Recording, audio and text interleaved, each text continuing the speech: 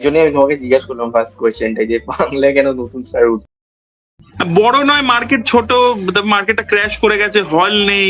বম্বেতে যেন মার্কেটটা বিশাল বড়, হ্যাঁ। ওভারসিজ মার্কেট আছে, এ আছে। এগুলো হয়েছে 2010 নাগাদ থেকে। জলসা মুভিজ, হ্যান জলসা ত্যান। মুভিজ হিন্দি চ্যানেল কবে থেকে আছে যেখানে পুরো ডেডিকেটেডলি সিনেমা দেখানো হয়? 2000 থেকে। তার দেরি করে রিমেক, সবকিছু দেরি করে আমাদের এখানে স্টার্ট হয়েছে। হ্যাঁ, একটা স্টেটের মানে ইনফ্রাস্ট্রাকচার কি? আমাদের এখানে এই যে কত ইউথ আছে, তাদের হাতে ডিসপোজেবল ইনকাম কত আছে, সিনেমা দেখবে কি করে?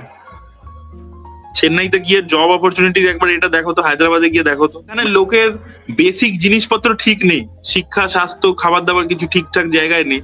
সিনেমা তো পরের ব্যাপার, পরে আসে। তো যতক্ষণ স্টেটের পুরো জিনিসটা, পুরো infrastructure as a whole improve করবে না, তুমি কি করে এক্সপেক্ট করছো যে সিনেমা খালি ইমপ্রুভ করে যাবে?